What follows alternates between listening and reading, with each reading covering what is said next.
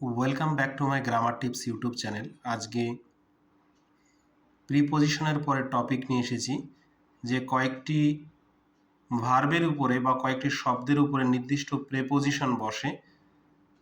উদাহরণের মাধ্যমে প্র্যাকটিস করলে বিষয়টি মনেও থাকে এবং চর্চাটাও খুব ভালো হয়। দেখা যাক, প্রথম কোশ্চেন আছে, he is fond dash music. Of হবে না ফর হবে? নিশ্চয়ই ফন্ড মানে স্নেহপ্রবণ বা ভালো লাগে এমন, তাহলে ফন্ডের পরে অফ হবে। দেখো দাগ দেওয়া আছে, he is fond of music. 2 নম্বর question, the cat is hiding dash the sofa. তাহলে হাইডিং আন্ডার দ্য সোফা মানে নিজেকে লুকোচ্ছে, সোফার নিচে লুকোচ্ছে। They went to Delhi dash train. মাধ্যম বোঝাতে বাই বসে, তাই বাই হয়েছে, যে বাই ট্রেন, ট্রেনে করে গিয়েছিল। C is afraid. অ্যাফ্রেড মানে ভয়, অ্যাফ্রেডের পরে অফ বসে, ফ্রম হবে না। She is afraid of spiders. 5 number উদাহরণ, আই উইল মিট। নির্দিষ্ট সময় ঘড়ির কাঁটা বোঝাতে অ্যাট বসে, তাই at 5 PM।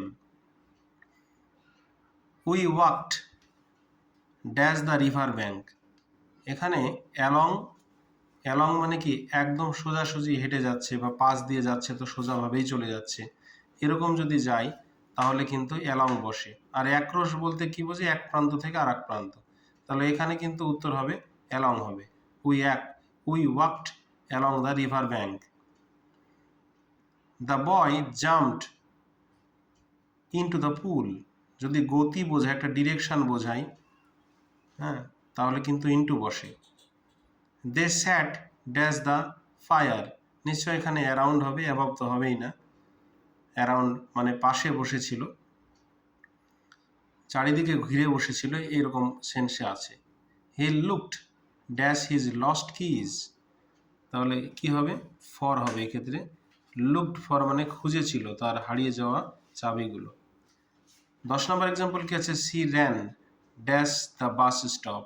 C ran to the bus stop, এক্ষেত্রে দিক বোঝাচ্ছে, তার জন্য টু বসলো। হি অ্যারাইভড, নিশ্চয় এখানে অ্যাট হবে, দ্য একটা জায়গা বোঝাচ্ছে, নির্দিষ্ট জায়গা। হি arrive at the airport early, খুব তাড়াতাড়ি পৌঁছে গিয়েছিল।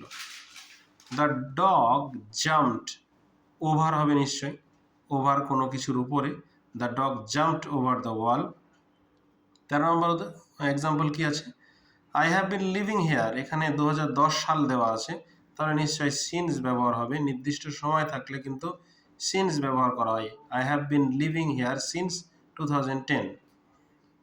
নেক্সট এক্সাম্পল কি আছে, দ্য বুক ওয়াজ রিটেন। কারো দ্বারা যদি বোঝায় তাহলে কিন্তু বাই ব্যবহার করা হয়। The book was written by Shakespeare. 15 নম্বর এক্সাম্পল কি আছে, দে ক্লাইম্বড, নিশ্চয় আপ হবে। They climbed up the stairs quickly, উপরে উঠে গেল। তাহলে আশা করি ভিডিওটি বোঝা গিয়েছে। পজ করে বা যদি এটা রাইট ডাউন করে নেওয়া হয় নোটবুকে এবং বারবার দেখা হয়, একটু বোঝা যায় যে কোন প্রিপোজিশন কিভাবে হয়, তাহলে বাক্য লিখতে এবং বলতে দুটোই সুবিধা হয়। তাহলে ভিডিওটি দেখার জন্য ধন্যবাদ সকলকে। ভালো লাগলে অবশ্যই লাইক, কমেন্ট, শেয়ার, সাবস্ক্রাইব করবে।